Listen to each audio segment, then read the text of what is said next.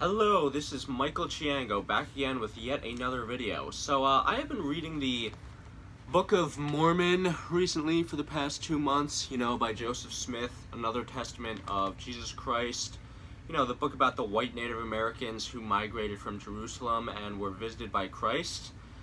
And I gotta say, this book is pretty out there. I mean, it's just so freaking weird.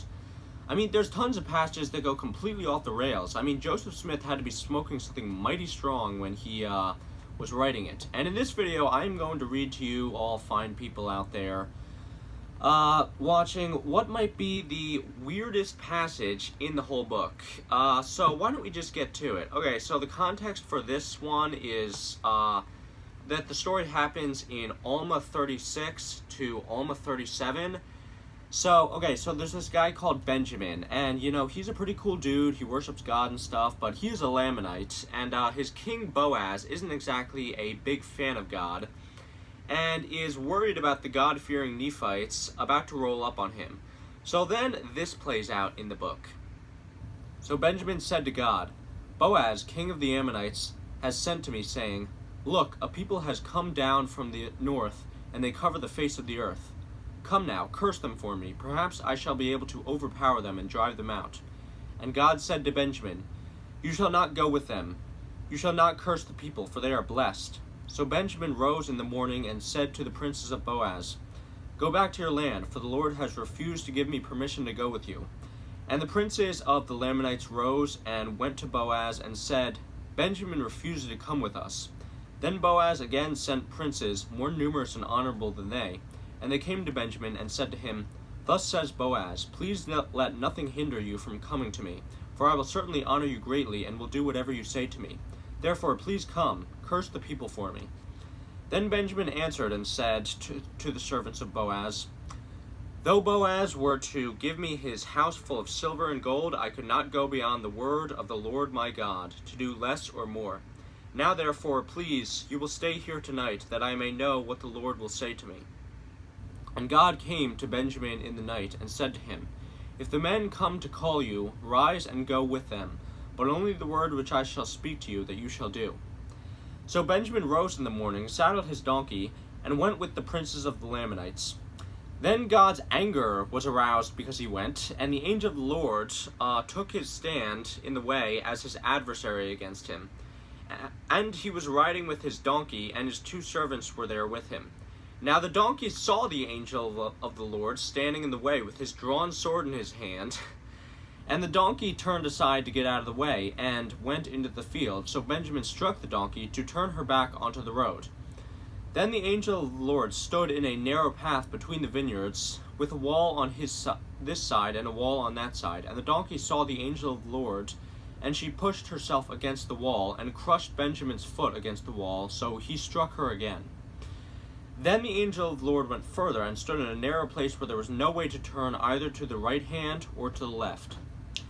And when the donkey saw the angel of the Lord, she lay down under Benjamin. So Benjamin's anger was aroused, and he struck the donkey with his staff. Then the Lord opened the mouth of the donkey, and she said to Benjamin, 'What have I done to you that you have struck me 3 times? And Benjamin said to the donkey, 'Because you have abused me. I wish there were a sword in my hand, for now I would kill you.' So the donkey said to Benjamin, 'Am I not your donkey, on which you have ridden ever since I became yours to this day? Was I ever this disposed to you?' And he said, 'No.' Then the Lord opened Benjamin's eyes, and he saw the angel of the Lord standing in the way with his drawn sword in his hand. And he bowed his head and fell flat on his face. And the angel of the Lord said to him, 'Why have you struck your donkey these 3 times? Behold, I have come out to stand against you, because your way is perverse before me.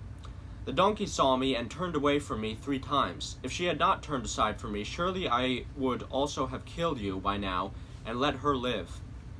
And Benjamin said to the angel of the Lord, 'I have sinned, for I did not know that you stood in my way against me. Now therefore, if it pleases you, I will turn back.' Then the angel of the Lord said to Benjamin, 'Go with the men, but only the word that I shall speak to you, that you shall speak.'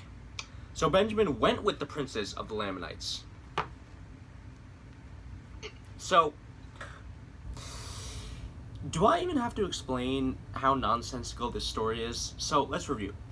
God tells Benjamin not to go with the princes of the Lamanites. But then, when Boaz sends more Lamanite princes, God tells Benjamin to go with them if they want him to. But then while on the road, God gets mad at Benjamin for going with the princes, even though he told him to go with them.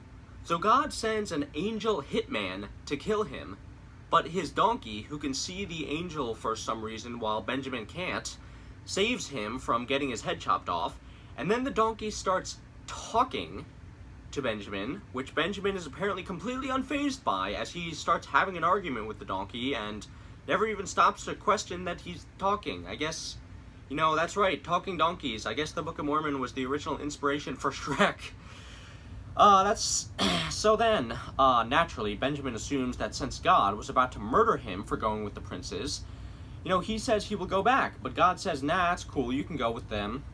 But if that's the case, why would God try to kill him in the first place? I mean, God tells Benjamin to do one thing, and then tells him to do the opposite, then tries to kill him for obeying his second command.